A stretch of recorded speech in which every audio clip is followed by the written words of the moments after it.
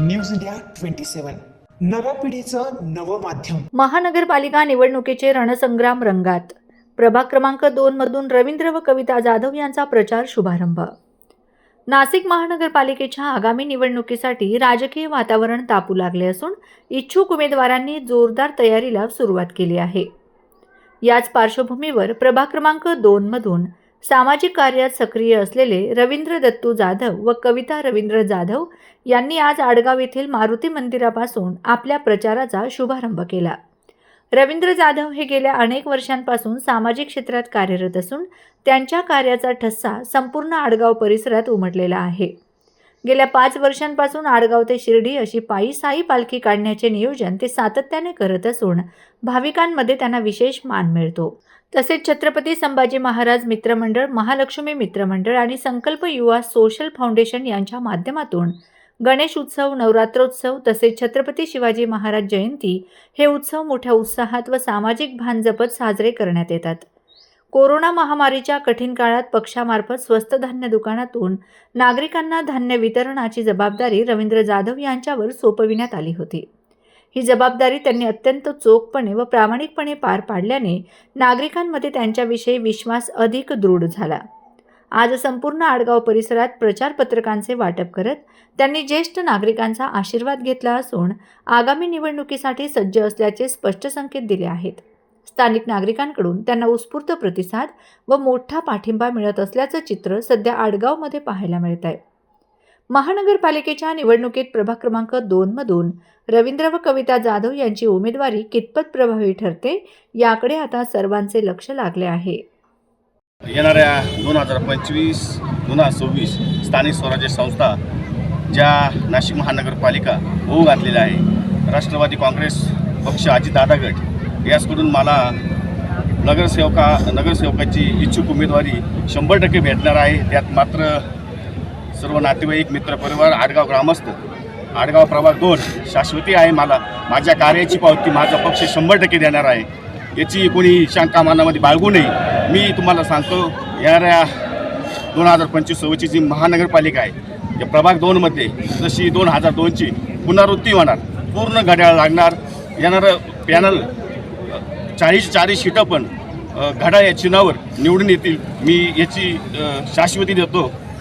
आणि शेवटी इथला वर्ग शेतकरी वर्ग आहे, कामगार वर्ग आहे, मजूर वर्ग आहे, यांनी अतिशय मला मदत केली आहे आणि त्यांचा मला पाठिंबा आहे।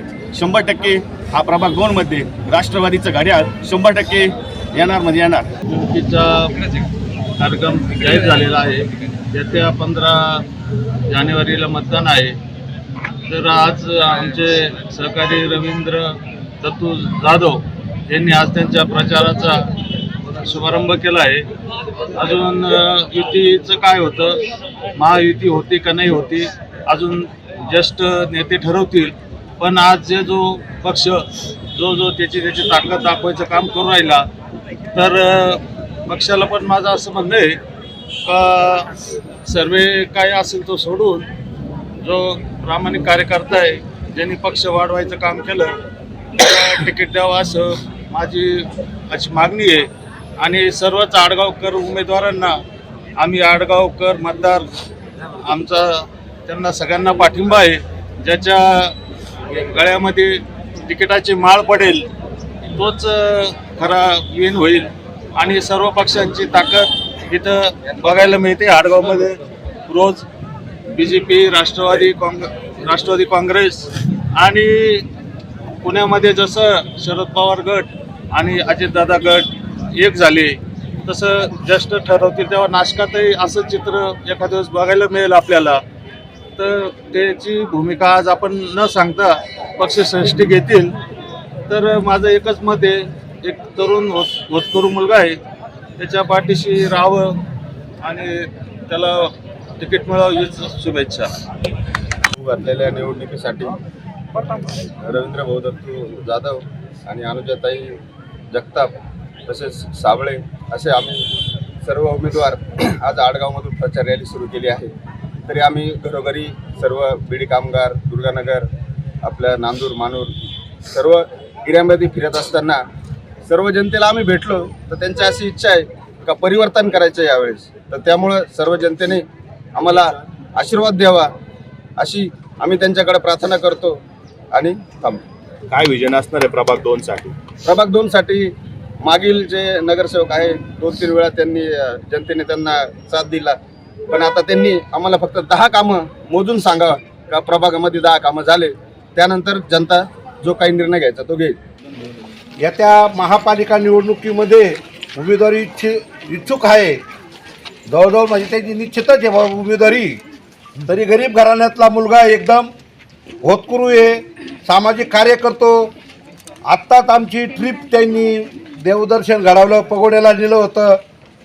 त्यांचे अनेक कामं चांगले आहेत, ते आश्वासन नाही देतील, लगेच कामं करतात. तर राजवाड्याच्या वतीने महिला मंडळाच्या वतीनं त्यांच्या पुढील वाटचालीस शुभेच्छा देतो. इथं थांबतो. जय भीम.